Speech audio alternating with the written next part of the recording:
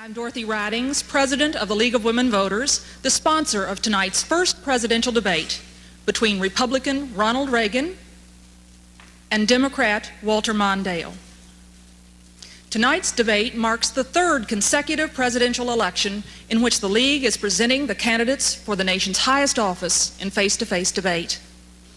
Our panelists are James Weihart, National Political Correspondent for Scripps Howard News Service, Diane Sawyer, correspondent for the CBS program 60 Minutes, and Fred Barnes, National Political Correspondent for the Baltimore Sun.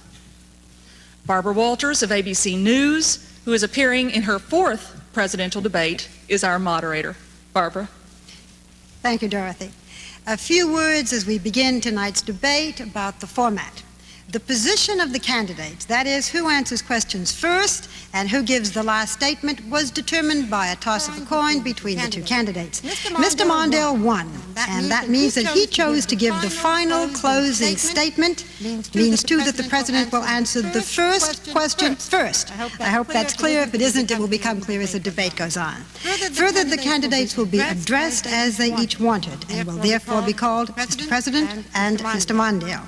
Since there will also be a second debate between the two presidential candidates, tonight will focus primarily on the economy and other domestic issues. The debate itself is built around questions from the panel. In each of its segments, a reporter will ask the candidates the same general question. Then, and this is important, each candidate will have the chance to rebut what the other has said. And the final segment of the debate will be the closing segment, and the candidates will each have 4 minutes for their closing statements. And as I have said, Mr. Mondale will be the last person on the program to speak. And now I would like to add a personal note, if I may. As Dorothy Ridings pointed out, I have been involved now in 4 presidential debates, either as a moderator or as a panelist. In the past, there was no problem in selecting panelists. Tonight, however, there were to have been 4 panelists participating in this debate. The candidates were given a list of almost 100 qualified journalists from all the media and could agree on only these 3 fine journalists. As moderator and on behalf of my fellow journalists, I very much regret, as does the League of Women Voters, that this situation has occurred. And now let us begin the debate with the first question from James Weihart. Mr. Weihart. Mr. President, in 1980, you promised the American people in your campaign a balanced budget by 1983.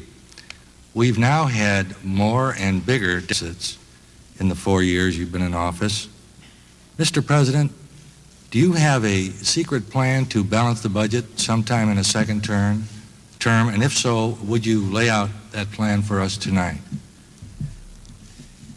I have a plan, not a secret plan. As a matter of fact, it is the economic recovery program that we presented when I took office in 1981.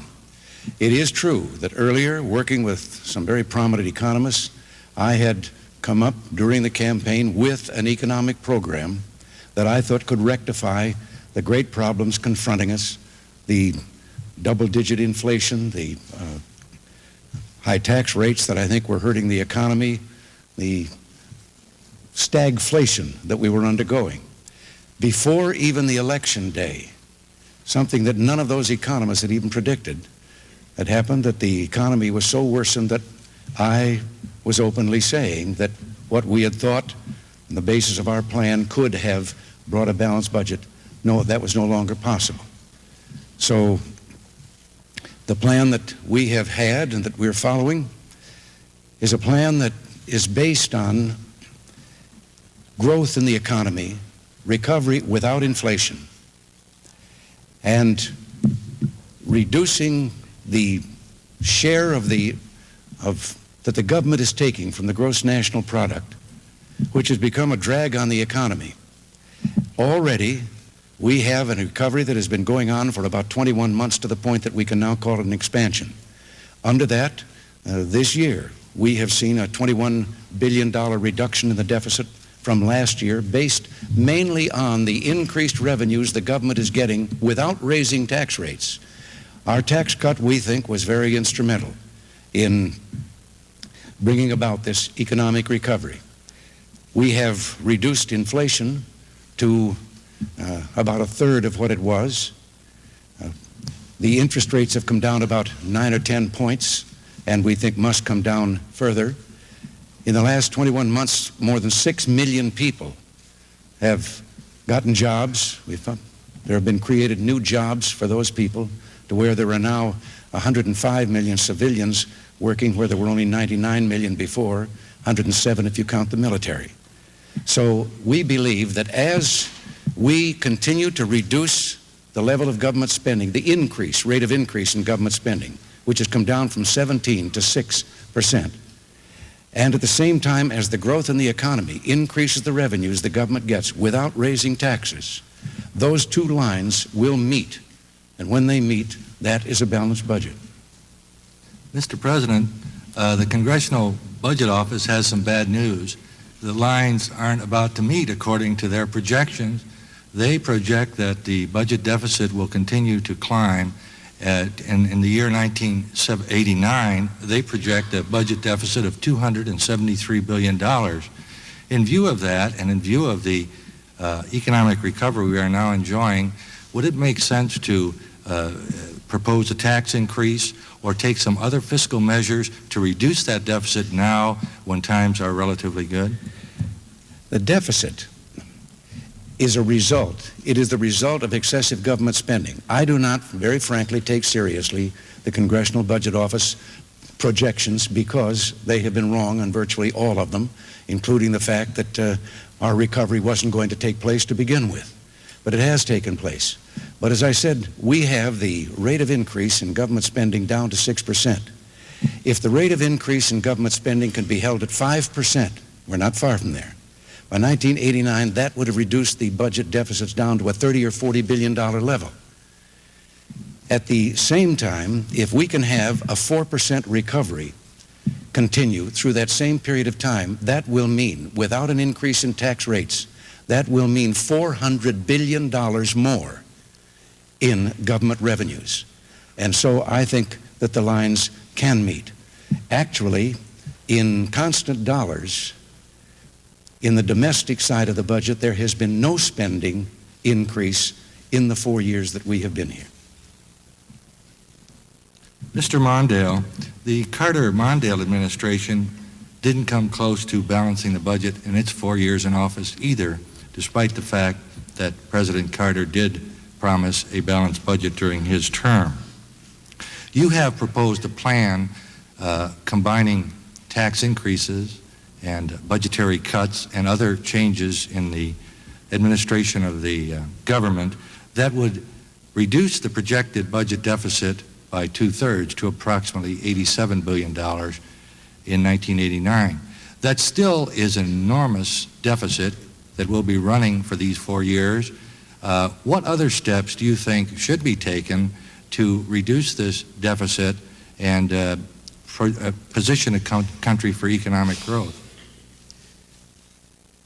One of the key tests of leadership is whether one sees clearly the nature of the problems confronted by our nation. And perhaps the dominant domestic issue of our times is, what do we do about these enormous deficits? I respect the President. I respect the presidency, and I think he knows that. But the fact of it is, every estimate by this administration about the size of the deficit has been off by billions and billions of dollars. As a matter of fact, over 4 years, they've missed the mark by nearly $600 billion.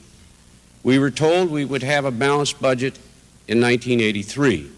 It was $200 billion deficit instead.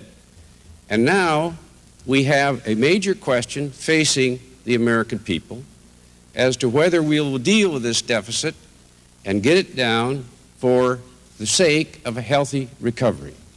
Virtually every economic analysis that I've heard of, including the distinguished Congressional Budget Office, which is respected by, I think, almost everyone, says that even with historically high levels of economic growth, we will suffer a $263 billion deficit. In other words, It doesn't converge, as the President suggests. It gets larger even with growth. What that means is that we will continue to have devastating problems with foreign trade.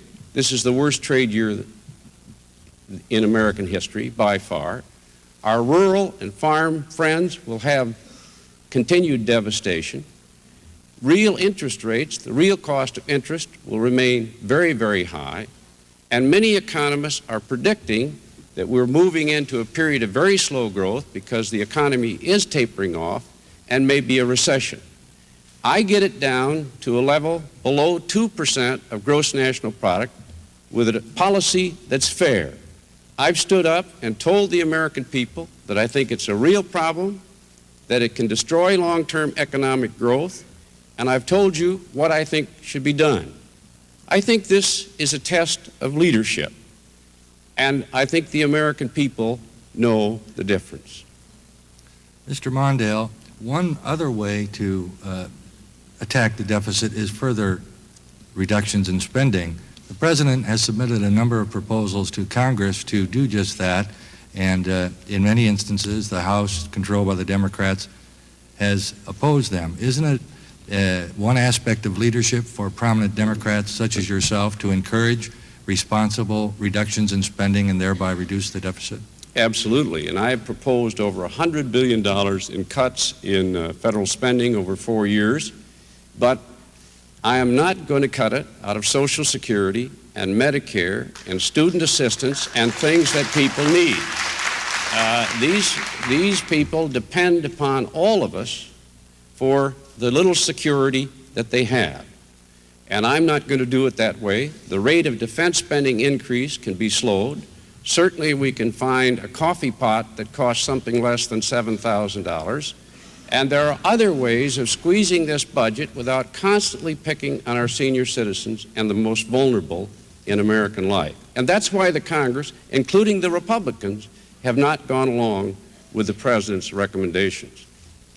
I would like to ask the audience, please, to refrain from applauding either side. It just takes away from the time for your candidates. And now it is time for the rebuttal. Mr. President, 1 minute for rebuttal.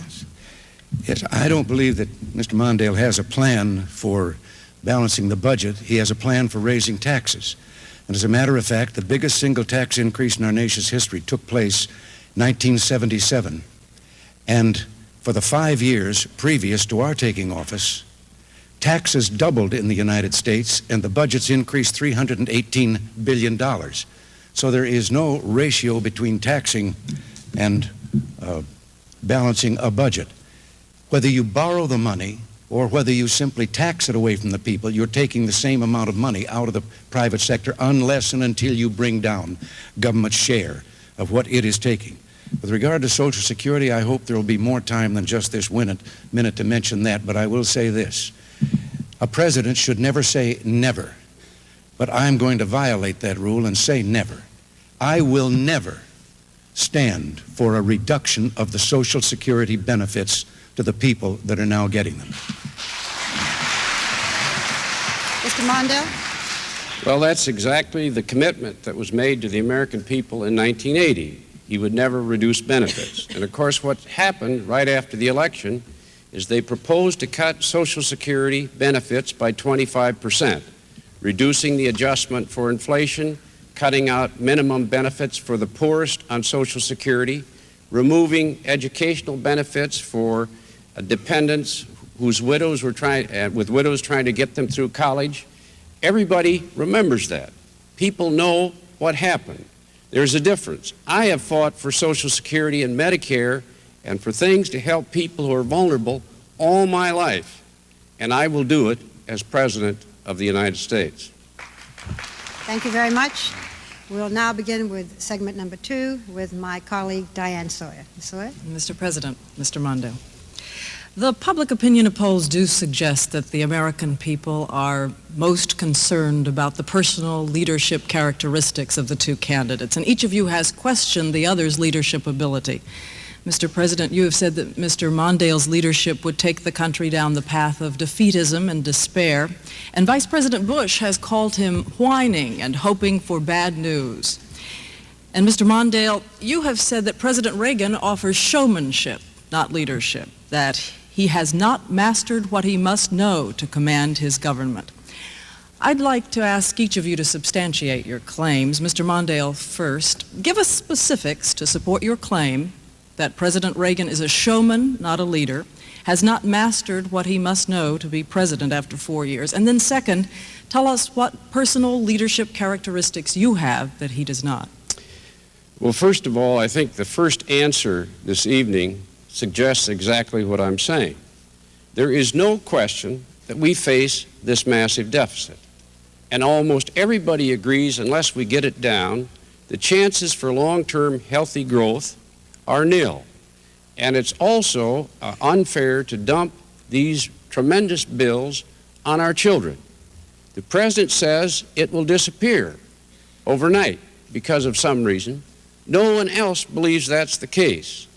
I do, and I'm standing up to the issue with an answer that's fair. I think that's what leadership is all about. There's a difference between being a quarterback and a cheerleader. And when there's a real problem, a president must confront it. What I was referring to, of course, in the comment that you referred to, was the situation in Lebanon. Now, for 3 occasions, one after another, our embassies were assaulted in the same way by a truck with demolitions. The first time, and I did not criticize the president because these things can happen once and sometimes twice. The second time, the barracks in Lebanon were assaulted, as we all remember. There was 2 or 3 commission reports, recommendations by the CIA, the State Department, and the others. And the third time, there was even a warning from the terrorists themselves. Now, I believe that a president must command that White House and those who work for him. It's the toughest job on earth, and you must master the facts and insist that things that must be done are done. I believe that the way in which I will approach the presidency is what's needed, because all my life that has been the way in which I have sought to lead. And that's why in this campaign I'm telling you exactly what I want to do. I am answering your questions. I am trying to provide leadership now before the election so that the American people can participate in that decision. You have said, Mr. Mondale, that the polls have given you lower ratings on leadership than President Reagan because your message has failed to get through. Given that you have been in public office for so many years, what accounts for the failure of your message to get through? Well, I think we're getting better all the time, and I think tonight, as we contrast for the first time our differing approach to government, to values, to the leadership in this country, I think as this debate goes forward, the American people will have for the first time a chance to weigh the two of us against each other. And I think as a process, as a part of that process, what I am trying to say will come across, and that is that we must lead, we must command, we must direct, and a president must see it like it is. He must stand for the values of decency that the American people stand for, and he must use the power of the White House to try to control these nuclear weapons and lead this world toward a safer world. Mr. President, the issue is leadership in personal terms. First, do you think, as Vice President Bush said, that Mr. Mondale's campaign is one of whining and hoping for bad news? And second, what leadership characteristics do you possess that Mr. Mondale does not? Well, whether he does or not, let me suggest my own idea about the leadership factor, since you've asked it. And incidentally, I might say that with regard to the 25% cut to Social Security, before I get to the answer to your question, the only 25% cut that I know of was accompanying that huge 1977 tax increase was a cut of 25% in the benefits for every American who was born after 1916. Now, leadership. First of all, I think you must have some principles you believe in. In mine, I happen to believe in the people and believe that the people are supposed to be dominant in our society. That they, not government, are to have control of their own affairs to the greatest extent possible with an orderly society. Now, having that, I think also that in leadership, I've believed that you find people, positions such as I'm in, who have the talent and ability to do the things that are needed in the various departments of government. I don't believe that a leader should be spending his time in the Oval Office deciding who's going to play tennis on the White House court. And you let those people go with the guidelines of overall policy and not looking over their shoulder and nitpicking the manner in which they go at the job. You are ultimately responsible, however, for that job. But I also believe something else about that. I believe that, and when I became governor of California, I started this and I continue it in this office, that any issue that comes before me, I have instructed cabinet members and staff, they are not to bring up any of the political ramifications that might surround the issue. I don't want to hear them. I want to hear only arguments as to whether it is good or bad for the people. Is it morally right? And on that basis and that basis alone, we make a decision on every issue. Now, with regard to my feeling about why I thought that his record spoke his possible taking us back to the same things that we knew under the previous administration, his record is that he spoke in praise of deficits several times, said they weren't to be abhorred, that as a matter of fact, he at one time said he wished the deficit could be doubled because they stimulate the economy and help reduce unemployment. As a follow-up, let me draw in another specific, if I could, a specific that the Democrats have claimed about your campaign, that it is essentially based on imagery. And one specific that they allege is that, for instance, recently you showed up at the opening ceremony of a Buffalo old age housing project, when in fact your policy was to cut federal housing subsidies for the elderly, yet you were there to have your picture taken with them. Our policy was not to cut subsidies. We have believed in partnership, and that was an example of a partnership between not only local government and the federal government, but also between the private sector that built that particular structure. And this is what we've been trying to do, is involve the federal government in such partnerships. We are today subsidizing housing for more than 10 million people. And we're going to continue along that line. We have no thought of throwing people out into the snow, whether because of age or need. We have preserved the safety net for the people with true need in this country, and it has been pure demagoguery that we have in some way shut off all the charitable programs, or many of them, for the people who have real need. The safety net is there, and we're taking care of more people than has ever been taken care of before by any administration in this country. Mr. Mondale, an opportunity for you to rebut. Well, I guess I'm reminded a little bit of what Will Rogers once said about Hoover. He said, it's not what he doesn't know that bothers me, it's what he knows for sure that just ain't so. The fact of it is,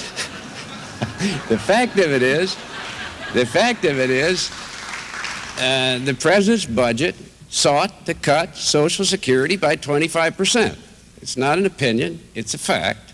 And when the president was asked the other day, what do you want to cut in the budget? He said, cut those things I asked for but didn't get. That's Social Security and Medicare. The second fact is that the housing unit for senior citizens that the president dedicated in Buffalo was only made possible through a federal assistance program for senior citizens that the president's budget sought to terminate. So if he'd had his way, there wouldn't have been any housing project there at all. This administration has taken a meat cleaver out in terms of federal assisted housing, and the record is there. We have to see the facts before we can draw conclusions. Mr. President. Well, let me just respond with regard to Social Security.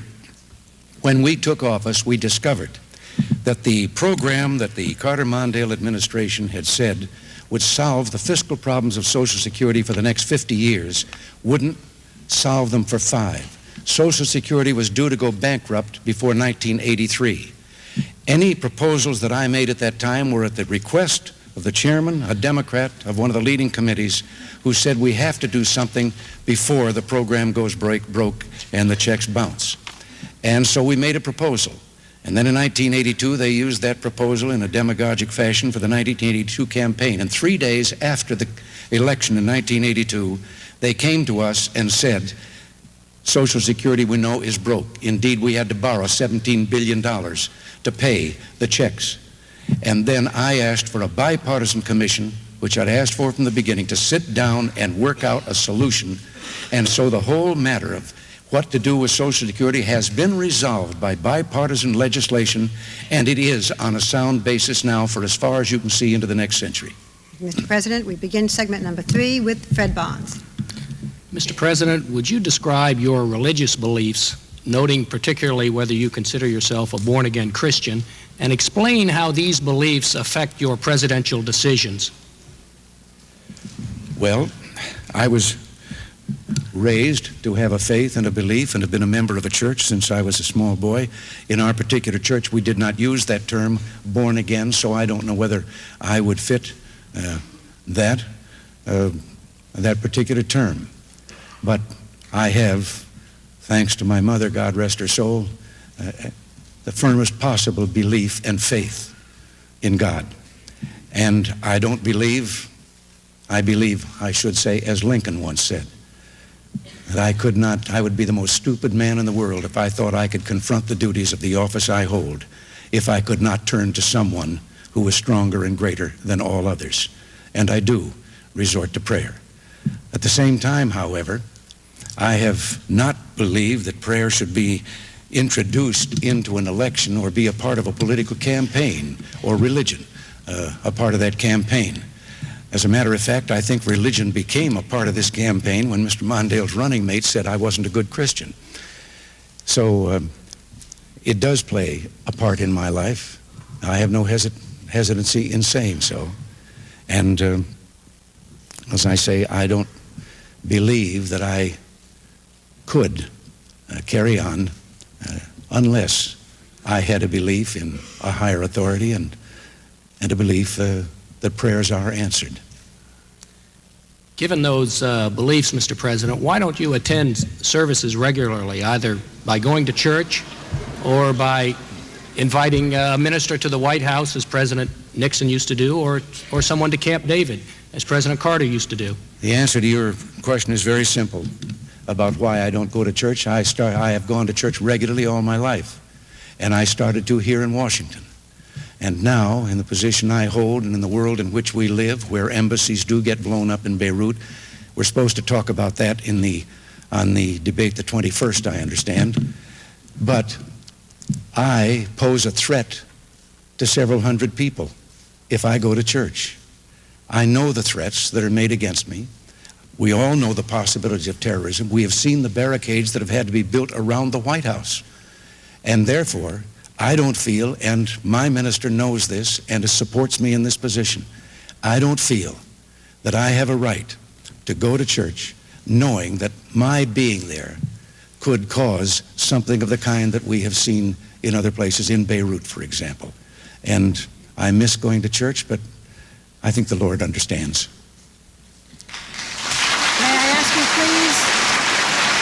May I ask the audience, please, to refrain from applause? Fred, your second question. Mr. Mondale, would you describe your religious beliefs and mention whether you consider yourself a born-again Christian, and explain how those beliefs would affect your decisions as president? First of all, I accept President Reagan's affirmation of faith. I'm sure that we all accept and admire his commitment to his faith, and we are strengthened, all of us, by that fact. I am a son of a Methodist minister. My wife is the daughter of a Presbyterian minister. And I don't know if I've been born again, but I know I was born into a Christian family. And I believe I've sung at more weddings and more funerals than anybody ever to seek the presidency. Whether that helps or not, I don't know. I have a deep religious faith. Our family does. It is fundamental It's probably the reason that I'm in politics. I think our faith tells us, instructs us about the moral life that we should lead, and I think we're all together on that. What bothers me is this growing tendency to try to use one's own personal interpretation of faith politically, to question others' faith, and to try to use the instrumentalities of government to impose those views on others. All history tells us that that's a mistake. When the Republican platform says that from here on out we're going to have a religious test for judges before they're selected for the federal court, and then Jerry Falwell announces that that means they get at least 2 justices of the Supreme Court, I think that's an abuse of faith in our country. This nation is the most religious nation on earth.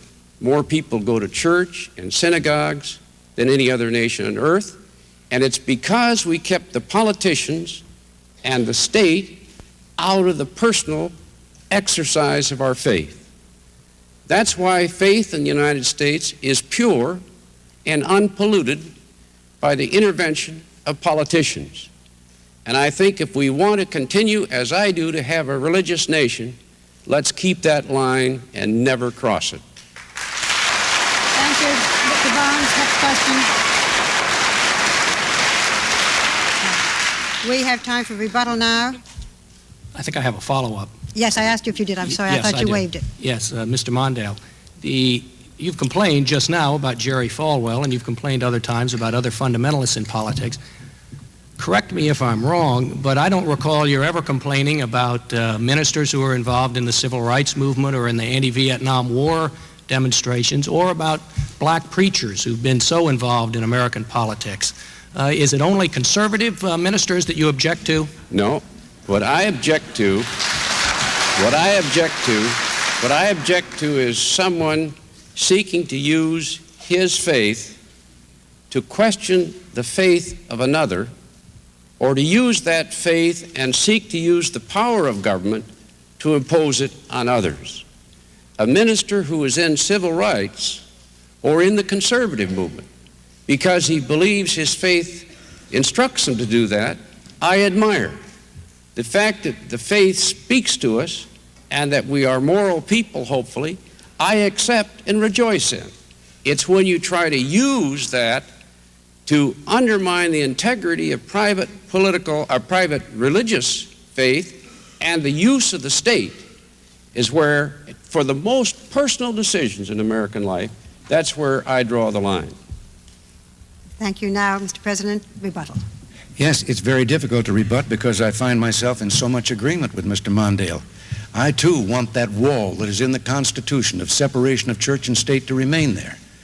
The only attacks I have made are on people who apparently would break away at that wall from the government side, using the government, using the power of the courts and so forth, to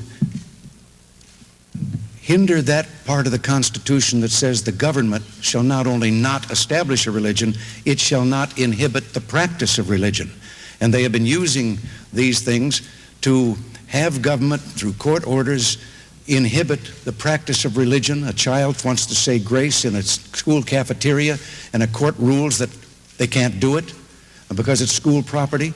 These are the types of things that I think have been happening in a kind of a secular way that have been eroding that separation, and I am opposed to that.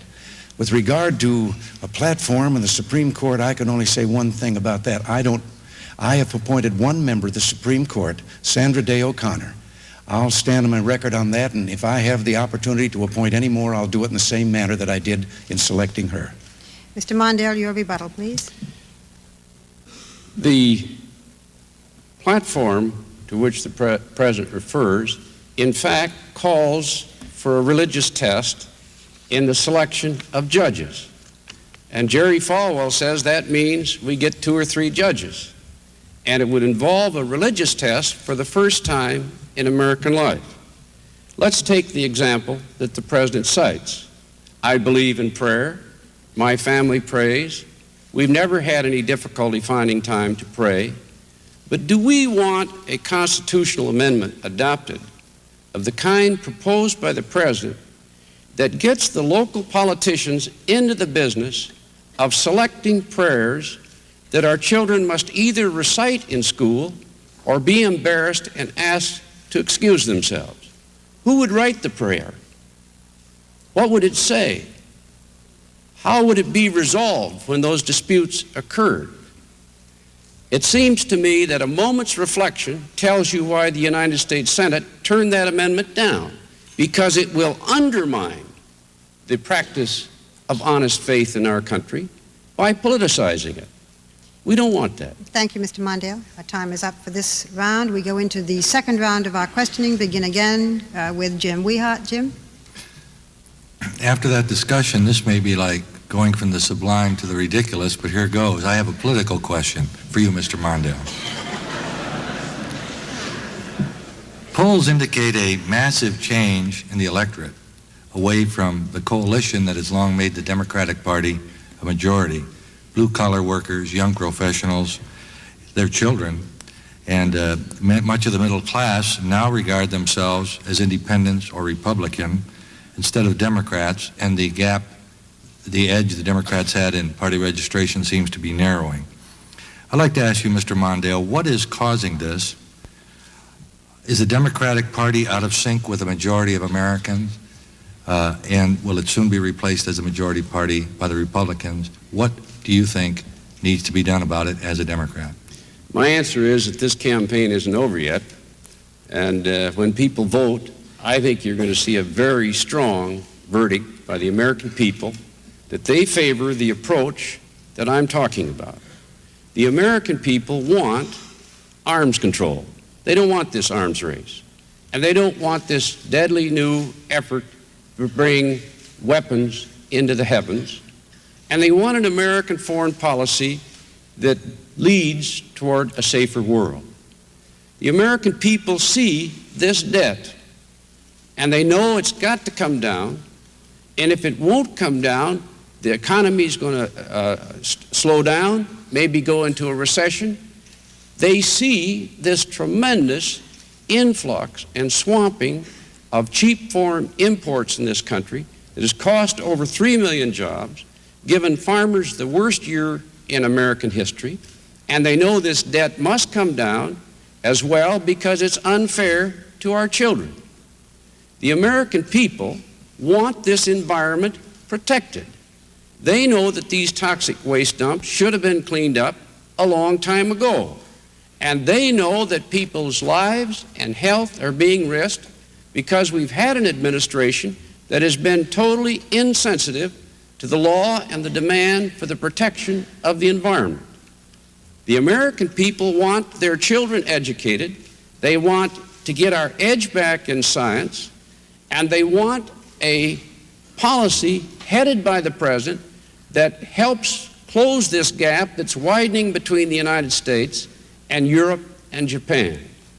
The American people want to keep opening doors. They want those civil rights laws enforced. They want the Equal Rights Amendment ratified. They want equal pay for comparable effort for women. And they want it because they've understood from the beginning that when we open doors, we're all stronger, just as we were at the Olympics. I think as you make the case, the American people will increasingly come to our cause. Mr. Mondale, isn't it possible that the American people have heard your message and they are listening, but they are rejecting it? Well, tonight we had the first debate over the deficit. The President says it'll disappear automatically. I've said it's going to take some work. I think the American people will draw their own conclusions.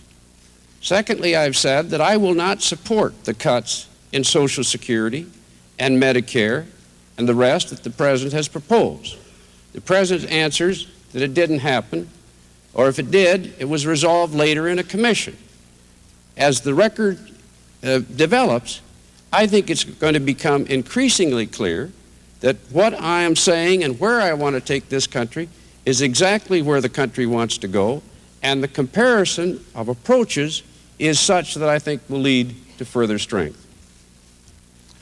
Mr. President, you and your party are benefiting from what appears to be an erosion of the old Democratic coalition. But you have not laid out a specific agenda to take this shift beyond November 6th. What is your program for America for the next decade with some specificity?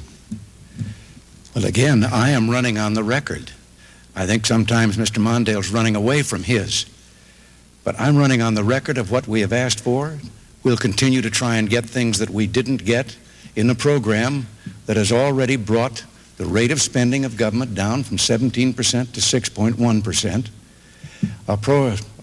A program of returning authority and autonomy to the local and state governments that has been unjustly seized with the federal government. And you might find those words in a Democratic platform of some years ago.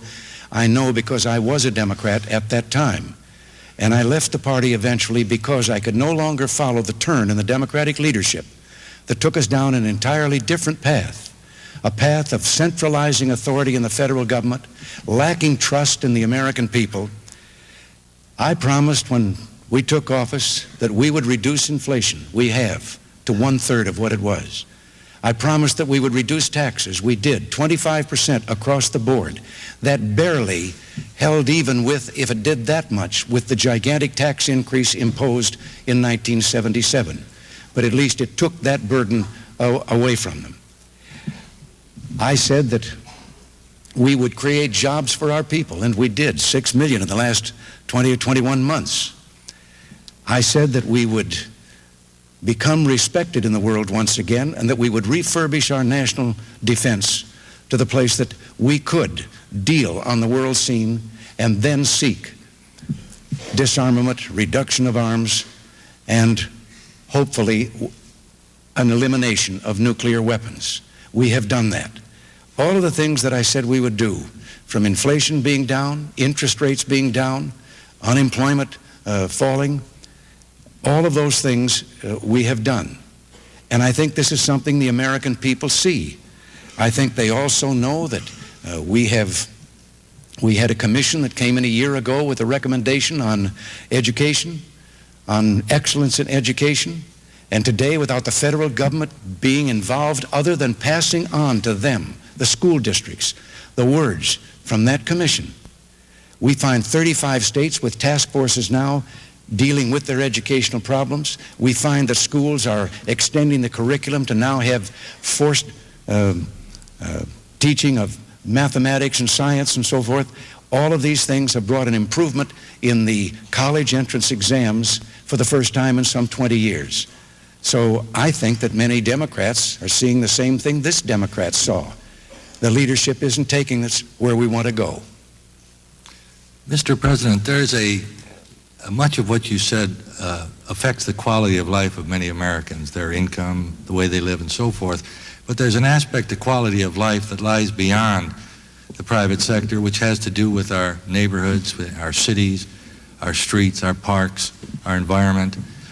In those areas, I have a difficulty seeing what your program is and what you feel the federal responsibility is in these areas of the quality of life in the public sector that affects everybody, and even enormous wealth by one individual can't create the kind of environment that he might like.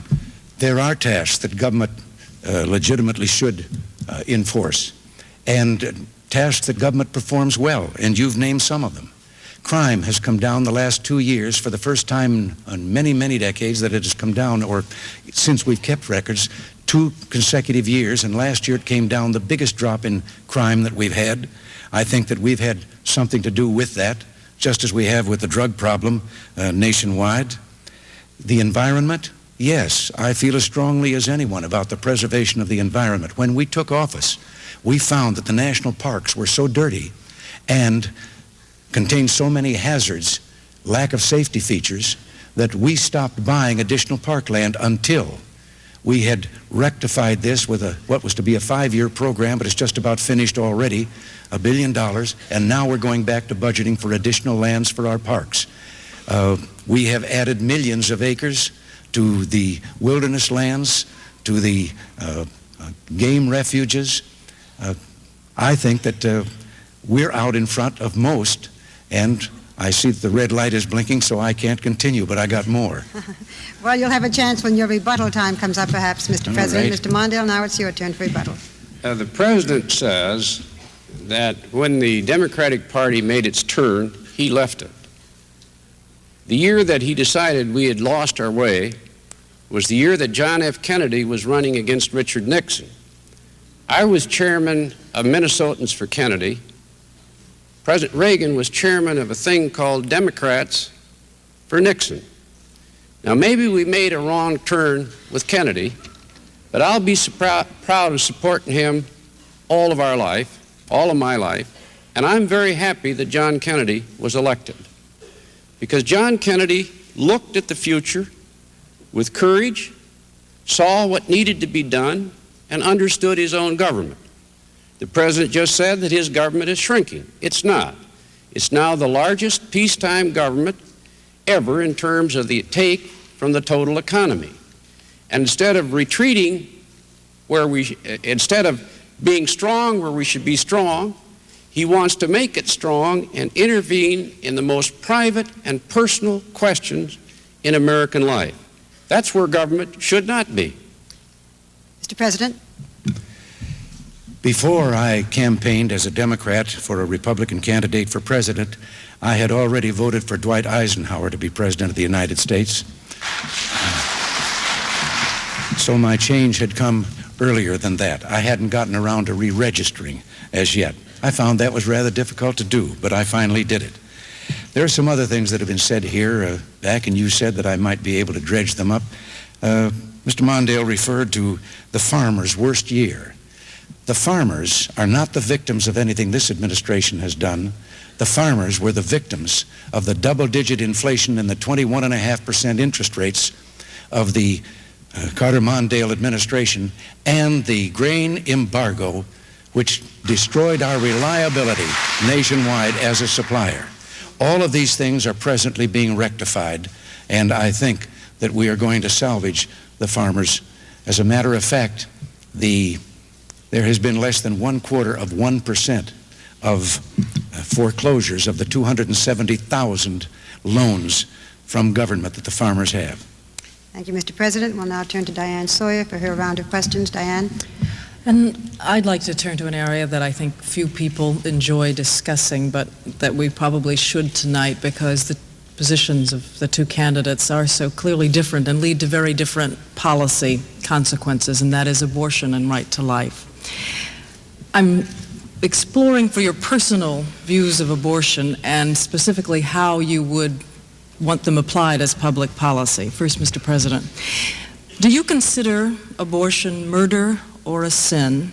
And second, how hard would you work? What kind of priority would you give in your second term legislation to make abortion illegal? And specifically, would you make certain, as your party platform urges, that federal justices that you appoint be pro-life?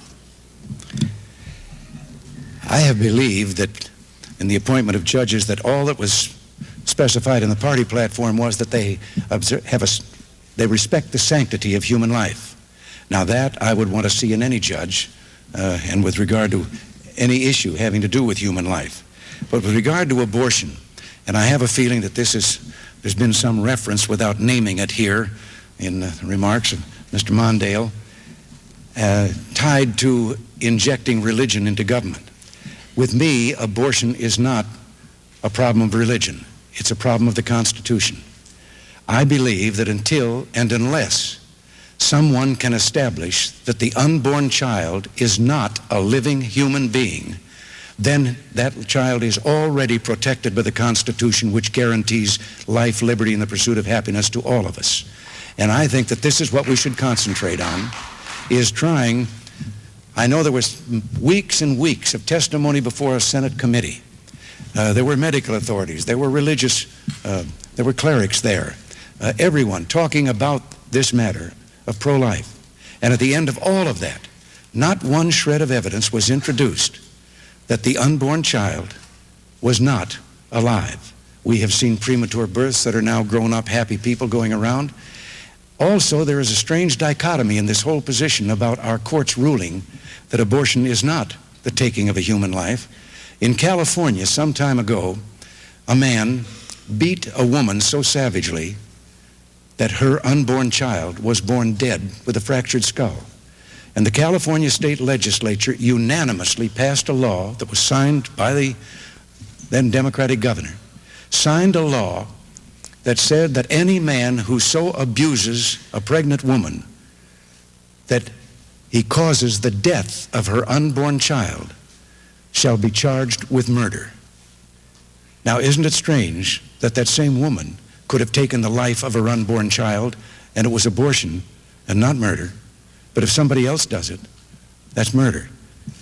And it recognizes, it used the term death of the unborn child. So this has been my feeling about abortion, that we have a problem now to determine, and all the evidence so far comes down on the side of the unborn child being a living human being.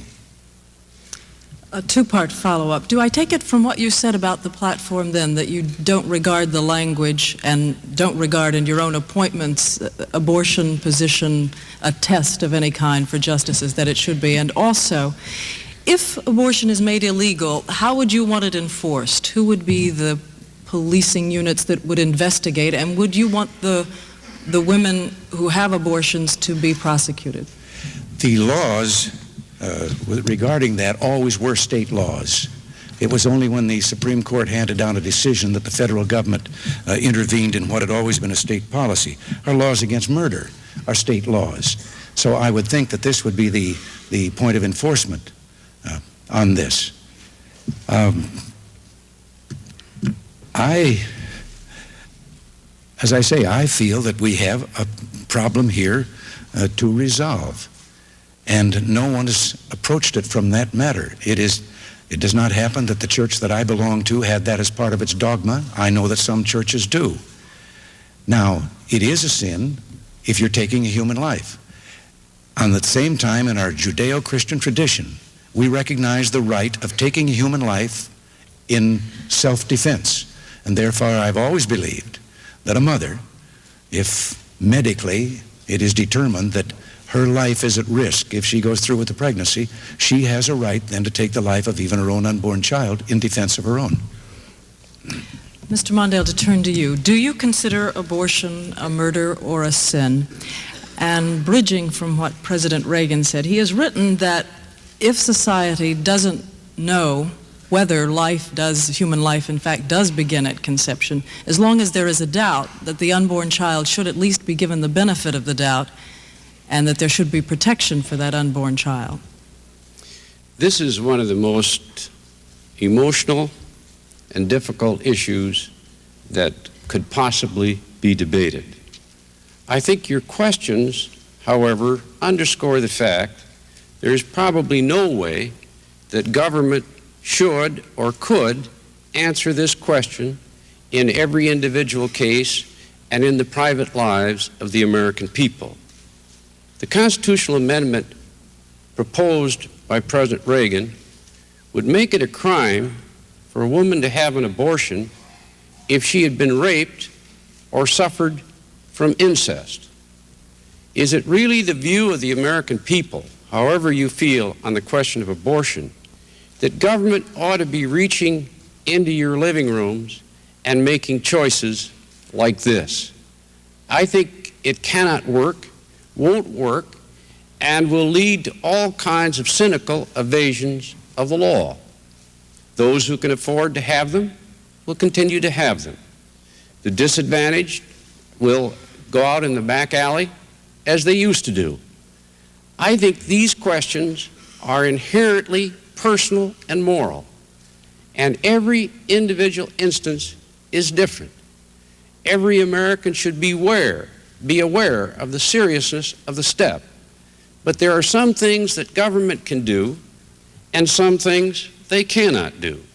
Now, the example that the President cites has nothing to do with abortion. Somebody went to a woman and nearly killed her.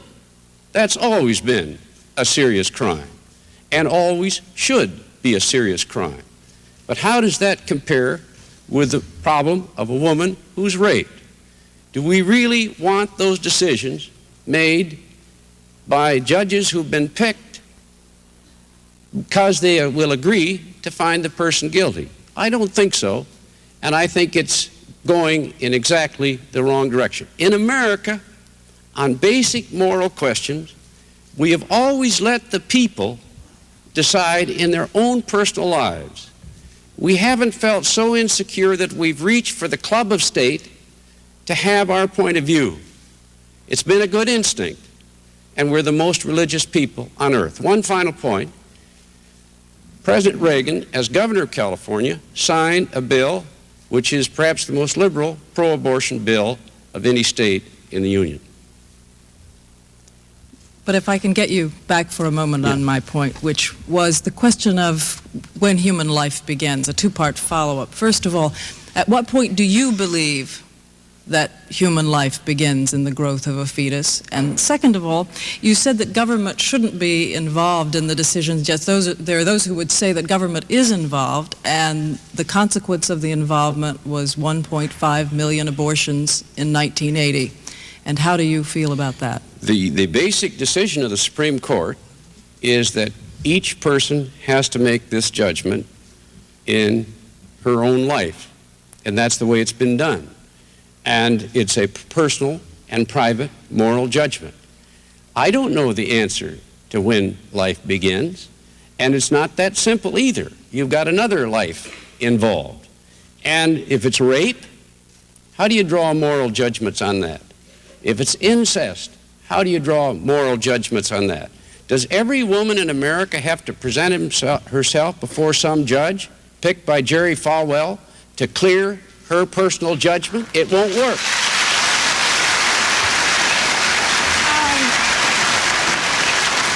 I'm sorry to do this, but I really must talk to the audience. You're all invited guests. I know I'm wasting time in talking to you, but it really is very unfair of you to applaud sometimes louder, less loud, and I ask you as people who are invited here and polite people to refrain. We have our time now for rebuttal. Mr. President. Yes. Well, with regard to this being a personal choice, isn't that what a murderer is insisting on? His or her right to kill someone because of whatever fault they think justifies that. Now, I'm not capable, and I don't think you are, any of us, to make this determination that must be made with regard to human life. I am simply saying that I believe that that's where the effort should be directed to make that determination. I don't think that any of us should be called upon here to stand and make a decision as to what other things might come under the self-defense tradition. That, too, would have to be worked out then when you once recognize that we're talking about a life. But in this great society of ours, wouldn't it make a lot more sense in this gentle and kind society if we had a program that made it possible for when incidents come along in which someone feels they must do away with that unborn child, that instead we make it available for the adoption? There are 1.5 million people out there standing in line waiting to adopt children who can't have them any other way. Mr. Mondale? I agree with that, and that's why I was a principal sponsor of a liberal adoption law, so that more of these children could come to term, so that the young mothers were educated, so we found an option, an alternative. I'm all for that. But the question is whether this other option proposed by the President should be pursued, and I don't agree with it. Since I got about 20 seconds, let me just say one thing. The question of agriculture came up a minute ago. Net farm income is off 50% in the last 3 years, and every farmer knows it. And the effect of these economic policies is like a massive grain embargo, which has caused farm exports to drop 20%. It's been a big failure. I oppose the grain embargo in my administration. I'm opposed to these policies as well. I'm sitting here like the great school teacher letting you both get away with things because one did it, the other one did it. May I ask in the future that the rebuttal stick to what the rebuttal is, and also foreign policy will be the next debate. Stop dragging it in by its ear into this one. Now, having admonished you, I would like to say to the panel, you are allowed one question and one follow-up. Would you try as best you could not to ask 2 and 3? I know it's It's something we all want to do. 2 and 3 questions is part 1 and 2 and 3 is part 2. Having said that, Fred, it's yours. Thank you. Mr. Mondale, let me ask you about middle-class Americans and the taxes they pay. I'm talking about not about the rich or the poor, I know your views on their taxes, but about families earning $25,000 to $45,000 a year. Do you think that those families are overtaxed or undertaxed by the federal government? In my opinion, as we deal with this deficit, people from about $70,000 a year on down have to be dealt with very, very carefully, because they are the ones who didn't get any relief the first time around.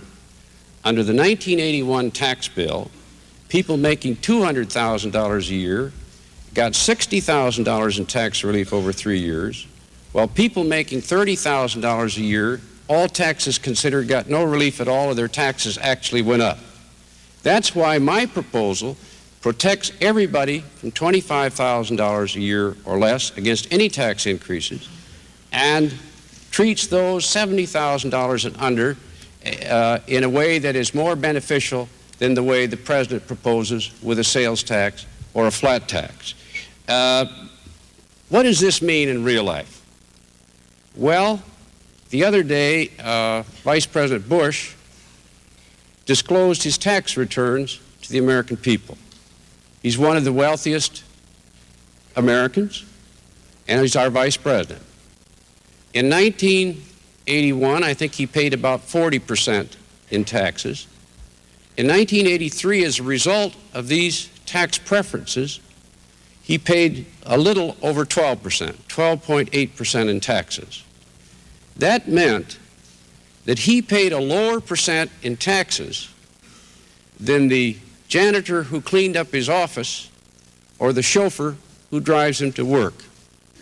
I believe we need some fairness, and that's why I proposed what I think is a fair and responsible proposal that helps protect these people who've already gotten no relief or actually got a tax increase. It sounds as if you were saying you think this group of taxpayers making $25,000 to $45,000 a year is already overtaxed, yet your tax proposal would increase their taxes. I think your aides have said those earning about $25,000 to $35,000, their tax rate would go up, their tax bill would go up $100, and from $35,000 to $45,000, more than that, several $100. Wouldn't that stifle their incentive to work and invest and so on, and also hurt the recovery? The first thing is everybody 25,000 other would have no tax increase. Mr. Reagan, after the election, is going to have to propose a tax increase. And you will have to compare what he proposes, and his Secretary of the Treasury said he's studying a sales tax or a value-added tax. They're the same thing. They hit middle and moderate income Americans and leave wealthy Americans largely untouched. Up until about $70,000 as you go up the ladder, my proposals will be far more beneficial. As soon as we get the economy on a sound ground as well, I'd like to see the total repeal of indexing. I don't think we can do that for a few years, but at some point we want to do that as well. Mr. President, let me try this on you. Do you think middle-income Americans are overtaxed or undertaxed? You know, I wasn't going to say this at all, but I can't help it. There you go again. I don't have a plan to tax or increase taxes. I'm not going to increase taxes. I can understand why you are, Mr. Mondale, because as a senator, you voted 16 times to increase taxes. Now, I believe that our problem has not been that anybody in our country is undertaxed. It's that government is overfed. And I think that most of our people, this is why we had a 25% tax cut across the board, which maintained the same progressivity of our tax structure in the brackets on up. And as a matter of fact, it just so happens that in the quirks of administering these taxes, those above $50,000 actually did not get quite as big a tax cut percentage-wise as did those from 50,000 down. From 50,000 down, those people pay 2/3 of the taxes, and those people got 2/3 of the tax cut. Now, the Social Security tax of 77, this indeed was a tax that hit people in the lower brackets the hardest. It had two features. It had several tax increases phased in over a period of time. There are two more yet to come between now and 1989. At the same time, every year, it increased the amount of money. Virtually every year, there may have been one or two that were skipped in there, that was subject to that tax. Today, it is up to about $38,000 of earnings that is subject to the payroll tax for Social Security. And that tax, there are no deductions. So a person making anywhere from 10, 15, 20, they're paying that tax on the full gross earnings that they have after they have already paid an income tax on that same amount of money. Now, I don't think that to try and say that we were taxing the rich and not the other way around, it just doesn't work out that way. The system is still where it was with regard to the progressivity, as I've said, and that has not been changed. But if you take it in numbers of dollars instead of percentage, yes, you can say, well, that person got 10 times as much as this other person. Yes, but he paid 10 times as much also.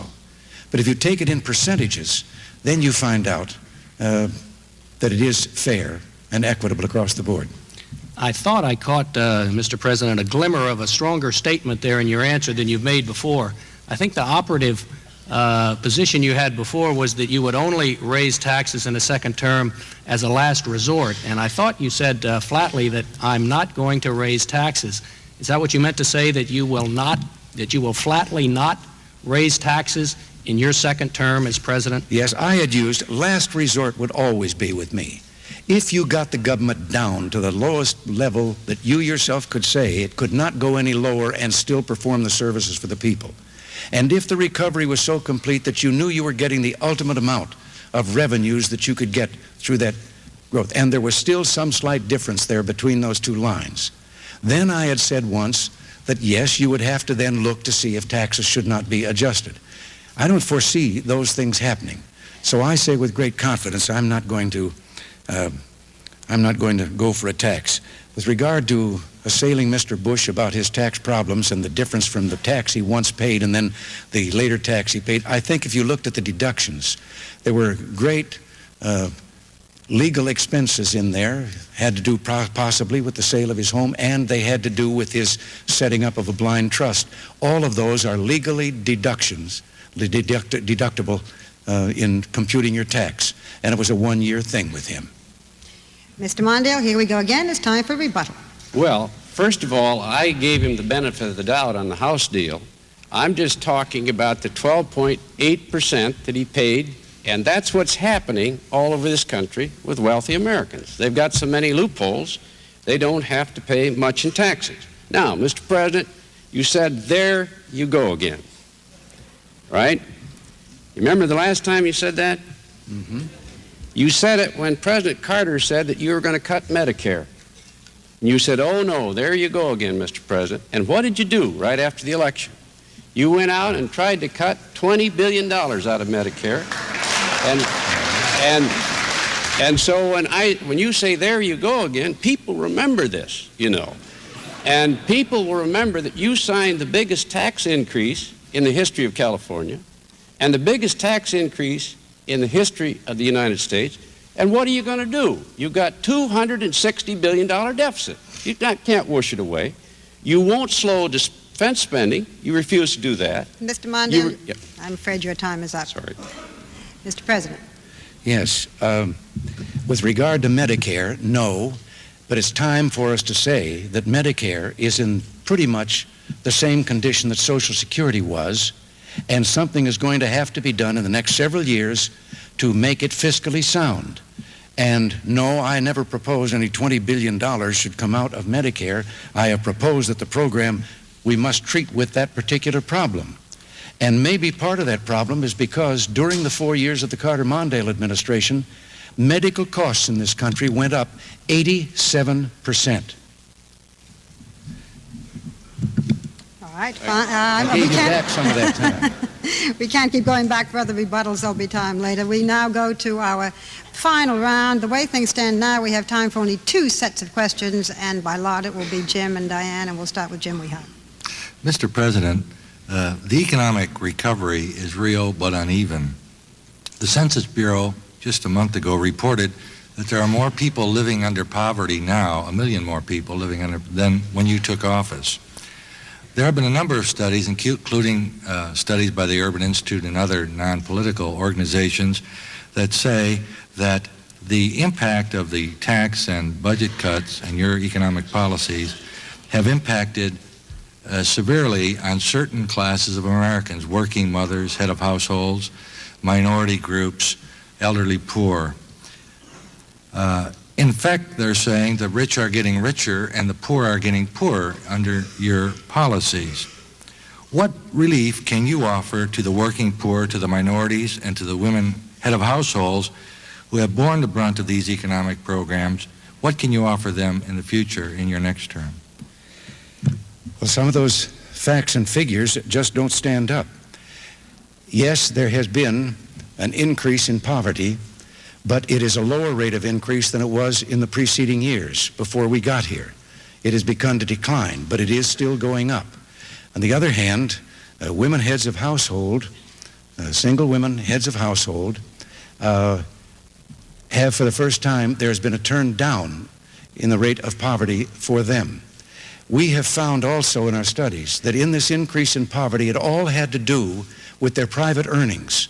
It had nothing to do with the transfer payments from government, by way of many programs. We are spending now 37% more on food for the hungry in all the various types of programs than was spent in 1980. We're spending a third more on all of the programs of human service. We have more people receiving food stamps than were ever receiving them before. 2,300,000 more are receiving them, even though we took 850,000 off the food stamp rolls because they were making an income that was above anything that warranted their fellow citizens having to support them. We found people making 185% of the poverty level were getting government benefits. We have set a line at 130% so that we can direct that aid down to the truly needy. Some time ago, Mr. Mondale said something about education and college students and help of that kind. Half, 1 out of 2 of the full-time college students in the United States are receiving some form of federal aid. But there again, we found people that there were, under the previous administration, families that had no limit to income were still eligible for low-interest college loans. We didn't think that was right. And so we have set a standard that those loans and those grants are directed to the people who otherwise could not go to college. Their family incomes were so low. So there are a host of other figures that reveal that the grant programs are greater than they have ever been, taking care of more people than they ever have. 7.7 million elderly citizens who were living in the lowest 20% of earnings. 7.7 million have moved up into another bracket since our administration took over, leaving only 5 million of the elderly in that bracket when there had been more than 13 million. Mr. President, in a visit to Texas, in Brownsville, I believe it was, in the Rio Grande Valley, you did observe that the economic recovery was uneven. In that particular area of Texas, unemployment was over 14%, whereas statewide it was the lowest in the country, I believe 5.6%. And you made the comment that, however, that man does not live by bread alone. What did you mean by that comment? And if I interpret it correctly, it would be a comment more addressed to the affluent who obviously can look beyond just the bread they need to sustain them with their wherewithal. That had nothing to do with the other thing of talking about their needs or anything. I remember distinctly I was segueing into another subject. I was talking about the things that have been accomplished, and that was referring to the revival of patriotism and optimism, the new spirit that we're finding all over America. And it is a wonderful thing to see when you get out there among the people. So that was the only place that was used. I did avoid, I'm afraid in my previous answer also, the idea of uneven. Yes, there is no way that the recovery is even across the country. Just as in the depths of the recession, there were some parts of the country that were worse off, but some that didn't even feel the pain of the recession. We're not going to rest and not going to be happy until every person in this country who wants a job can have one, until the recovery is complete across the country. Mr. Mondale, as you can gather from the question of the President, the celebrated war on poverty obviously didn't end the problem of poverty, although it may have dented it. The poor and the homeless and the disadvantaged are still with us. What should the federal government's role be to turn back the growth in the number of people living below the poverty level, which is now 35 million in the United States, and to help deal with the structural unemployment problems that the President was referring to in an uneven recovery? Number one, we've got to get the debt down, to get the interest rates down, so the economy will grow and people will be employed. Number two, we have to work with cities and others to help generate economic growth in those communities through the Urban Development Action Grant Program. I don't mind those enterprise zones. Let's try them, but not as a substitute for the others. Certainly, education and training is crucial. If these young Americans don't have the skills that make them attractive to employees, they're not going to get jobs. The next thing is to try to get more entrepreneurship and business within the reach of minorities so that these businesses are located in the communities in which they're found. The other thing is we need the business community as well as government heavily involved in these communities to try to get economic growth.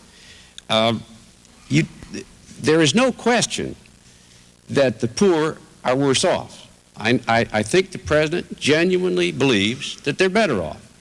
But the figures show that about 8 million more people are below the poverty line than 4 years ago.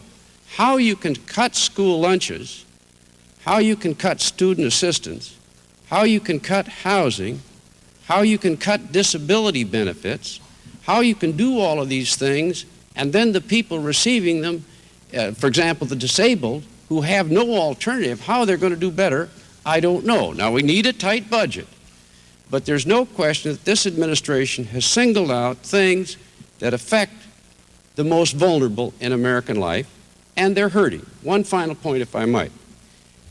There's another part of the lopsided economy that we're in today, and that is that these heavy deficits have killed exports and are swamping the nation with cheap imports. We are now $120 billion of imports, 3 million jobs lost, and farmers are having their worst year. That's another reason to get the deficit down. Mr. Mondale, is it possible that the vast majority of Americans who appear to be prosperous have lost interest in the kinds of programs you're discussing to help those less privileged than they are? I think the American people want to make certain that that dollar is wisely spent. I think they stand for civil rights. I know they're all for education and science and training, which I strongly support. They want these young people to have a chance to get jobs and the rest. I think the business community wants to get involved. I think they're asking for new and creative ways to try to reach it with everyone involved. I think that's part of it. I think also that the American people want a balanced program that gives us long-term growth so that they're not having to take money that's desperate to themselves and their families and give it to someone else. I'm opposed to that too. And now it is time for our rebuttal for this period, Mr. President. Yes, the connection that's been made again between the deficit and the interest rates. There is no connection between them. There is a connection between interest rates and inflation. But I would call to your attention that in 1981, while we were operating still on the Carter-Mondale budget that we inherited, that the interest rates came down from 21.5 down toward the 12 or 13 figure, and while they were coming down, the deficits had started their great increase. They were going up. Now, if there was a connection, I think that there would be a different parallel between deficit getting larger and interest rates going down. The interest rates are based on inflation. And right now, I have to tell you, I don't think there is any excuse for the interest rates being as high as they are because we have brought inflation down so low. I think it can only be that they're anticipating or expecting, not hoping, that maybe we don't have a control of inflation and it's going to go back up again. Well, it isn't going to go back up. We're going to see that it doesn't. And I haven't got time to answer with regard to the disabled. Thank you, Mr. President. Mr. Mondale. Mr. President, if I heard you correctly, you said that these deficits don't have anything to do with interest rates. I will grant you that interest rates were too high in 1980, and we can have another debate as to why, energy prices and so on. There's no way of glossing around that. But when these huge deficits went in place in 1981, what's called the real interest rates, the spread between inflation and what a loan costs you, doubled. And that's still the case today. And the result is interest costs that have never been seen before in terms of real charges, and it's attributable to the deficit. Everybody, every economist, every businessman believes that. Your own Council of Economic Advisors, Mr. Feldstein, in his report told you that. Every chairman of the Finance and Ways and Means Committee, Republican leaders in the Senate and the House are telling you that. That deficit is ruining the long-term hopes for this economy. It's causing high interest rates. It's ruining us in trade. It's given us the highest small business failure in 50 years. The economy is starting downhill with housing failure. Quit. You're both very obedient. I have to give you credit for that. We now start our final round of questions. We do want to have time for your rebuttal. We start with Diane. Diane Sawyer. Since we are reaching the end of the question period, and since in every presidential campaign the candidates tend to complain that the opposition candidate is not held accountable for what he or she says, let me give you the chance to do that. Mr. Mondale, beginning with you. What do you think the most outrageous thing is your opponent said in this debate tonight?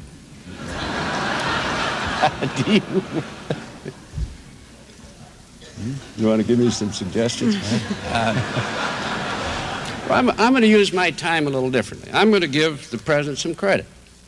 I think the president has done some things to raise the sense of spirit, morale, good feeling in this country, and he's entitled to credit for that. What I think we need, however, is not just that, but to move forward, not just congratulating ourselves, but challenging ourselves to get on with the business of dealing with America's problems. I think in education, when he lectured the country about the importance of discipline, I didn't like it at first, but I think it helped a little bit. But now we need both that kind of discipline and the resources and the consistent leadership that allows this country to catch up in education and science and training. I like President Reagan.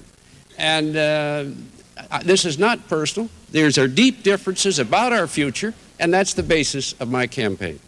Follow up in a similar vein then. What remaining question would you most like to see your opponent forced to answer? Without any doubt, I have stood up and told the American people that $263 billion deficit must come down. And I've done what no candidate for president's ever done. I told you before the election what I'd do. Mr. Reagan, as you saw tonight, President Reagan, takes the position it will disappear by magic. It was once called voodoo economics. I wish the president would say, yes, the CBO is right. Yes, we have a $263 billion deficit. This is how I'm going to get it done. Don't talk about growth, because even though we need growth, that's not helping. It's going to go in the other direction, as they've estimated. And give us a plan. What will you cut? Whose taxes will you raise? Will you finally touch that defense budget? Are you going to go after Social Security and Medicare and student assistance and the handicap again, as you did last time? If you just tell us what you're going to do, then the American people could compare my plan for the future with your plan. And that's the way it should be. The American people would be in charge. Mr. President, the most outrageous thing your opponent has said in the debate tonight. Well, now, I have to start with a smile since his kind words to me.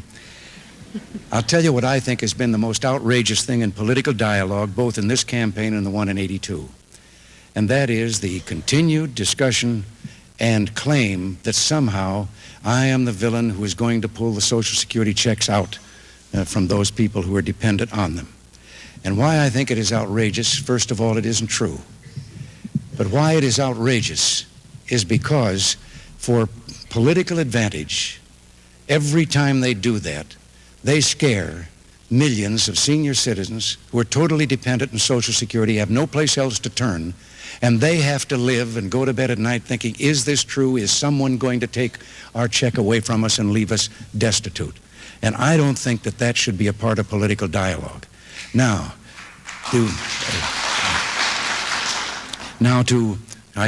just have a minute here. You have more time. You can keep going. Okay, all right. Now, Social Security, let's lay it to rest once and for all. I told you never would I do such a thing. But I tell you also now, Social Security has nothing to do with the deficit. Social Security is totally funded by the payroll tax levied on employer and employee. If you reduce the outgo of Social Security, that money would not go into the general fund to reduce a deficit. It would go into the Social Security Trust Fund. So Social Security has nothing to do with balancing a budget or erasing or lowering the deficit.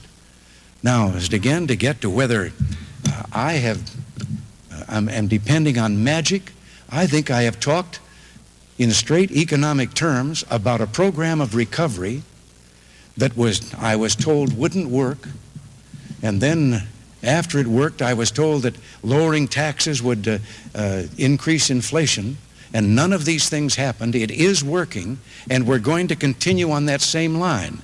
As to what we might do and find in further savings cuts, no, we're not going to starve the hungry, but we have 2,478 specific recommendations from a commission of more than 2,000 business people in this country through the Grace Commission that we're studying right now, and we've already implemented 17% of them, that are recommendations as to how to make government more efficient, more economic.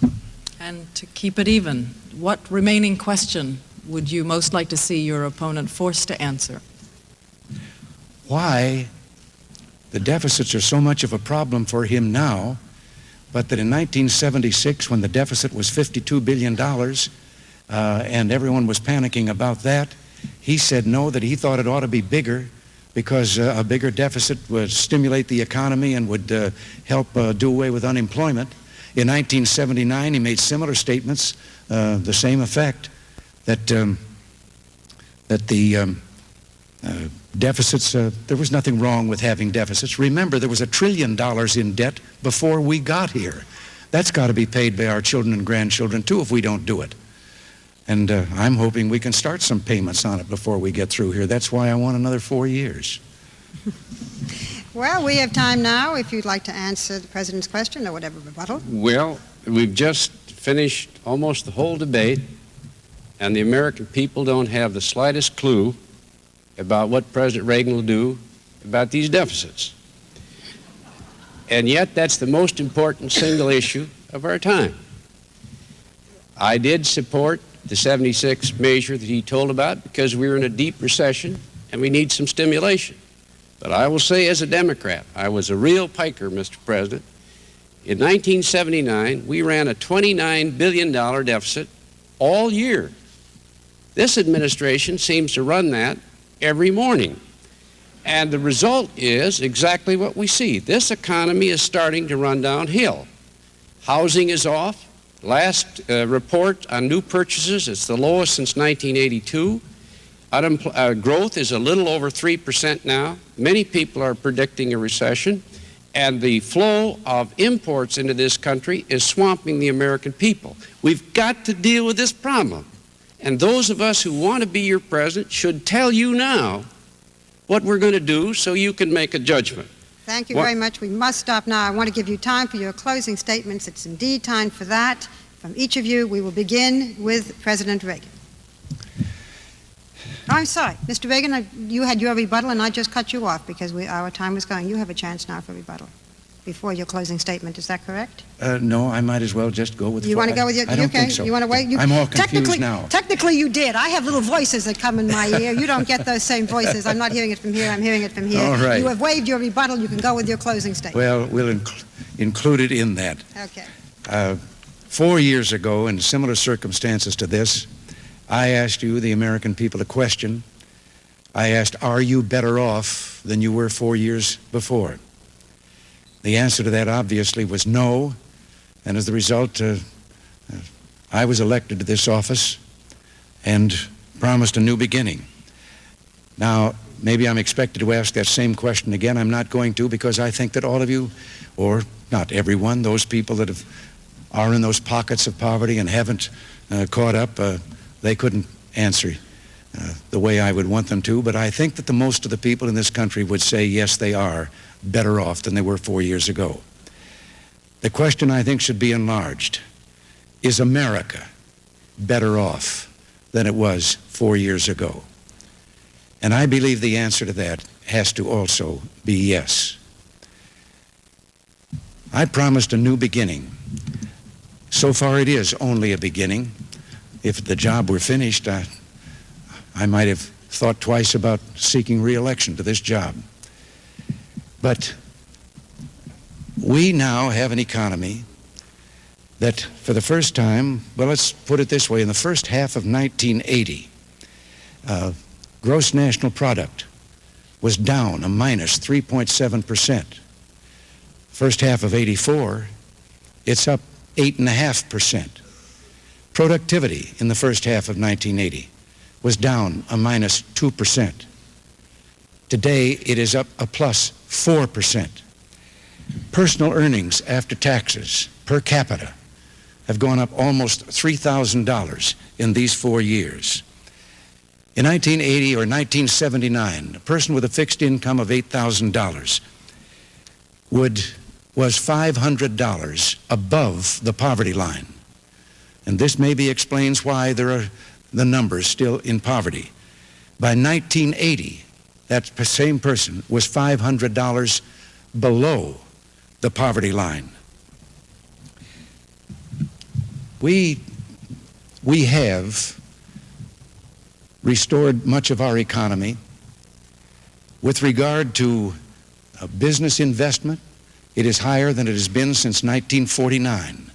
So there seems to be no shortage of investment capital. We have, as I said, cut the taxes, but we have reduced inflation, and for 2 years now it has stayed down there, not a double digit, but in the range of 4 or below. We believe that we had also promised that we would make our country more secure. Yes, we have an increase in the defense budget. But back then, we had planes that couldn't fly for lack of spare parts or pilots. We had Navy vessels that couldn't leave harbor because of lack of crew or, again, lack of spare parts.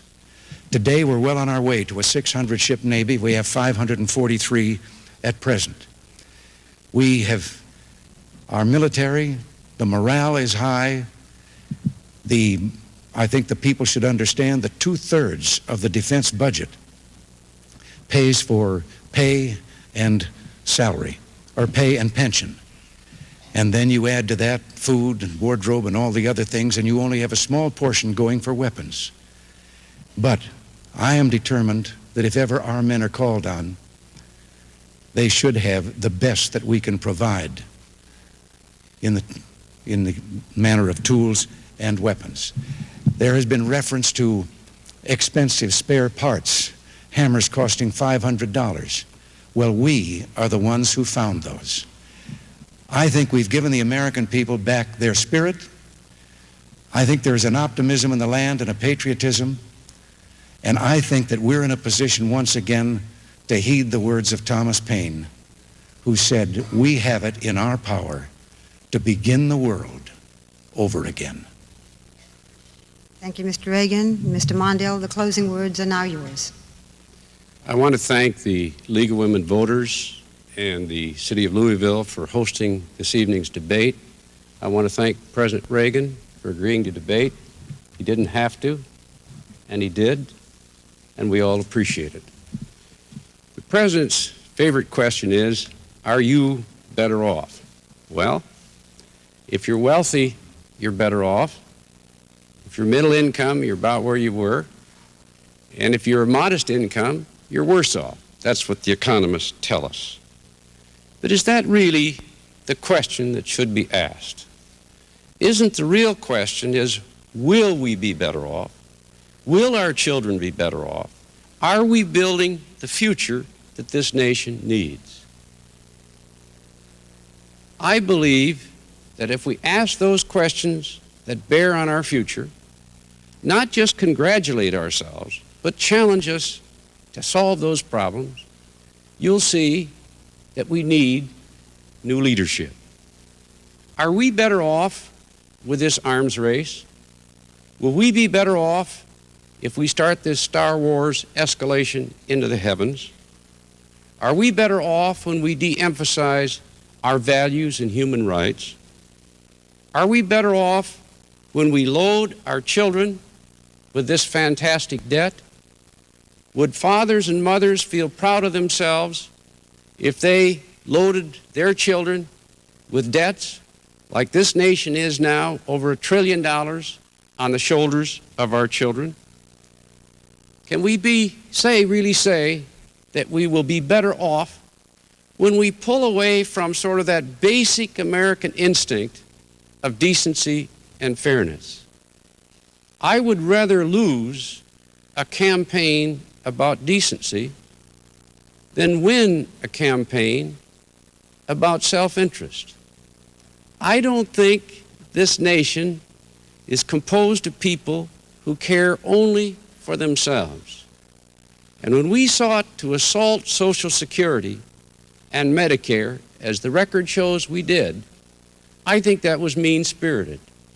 When we terminated 400,000 desperate, hopeless, defenseless Americans who were on disability, confused and unable to defend themselves, and just laid them out on the street, as we did for 4 years, I don't think that's what America is all about. America is a fair society, and it is not right that Vice President Bush pays less in taxes than the janitor who helps him. I believe there's fundamental fairness crying out that needs to be achieved in our tax system. I believe that we will be better off if we protect this environment.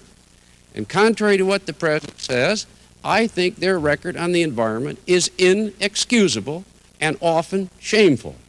These laws are not being enforced, have not been enforced, and the public health and the air and the water are paying the price. That's not fair for our future. I think our future requires a president to lead us in an all-out search to advance our education, our learning, and our science and training, because this world is more complex and we're being pressed harder all the time. I believe in opening doors. We won the Olympics in part because we've had civil rights laws and the laws that prohibit discrimination against women. I have been for those efforts all my life. The President's record is quite different. The question is our future. President Kennedy once said, in response to similar arguments, we are great, but we can be greater. We can be better if we face our future, rejoice in our strengths, face our problems, and by solving them, build a better society for our children. Thank you. Thank you, Mr. Mondale. Please. We have not finished quite yet. Thank you, Mr. Mondale, and thank you, Mr. President, and our thanks to our panel members as well. And so we bring to a close this first of the League of Women Voters presidential debates of 1984. You two can go at each other again in the final league debate on October 21st in Kansas City, Missouri, and this Thursday night, October 11th at 9 p.m. Eastern Daylight Time, the Vice President George Bush will debate Congresswoman Geraldine Ferraro in Philadelphia. And I hope that you will all watch once again. No matter what the format is, these debates are very important. We all have an extremely vital decision to make. Once more, gentlemen, our thanks. Once more to you, our thanks. And now this is Barbara Walters wishing you a good evening.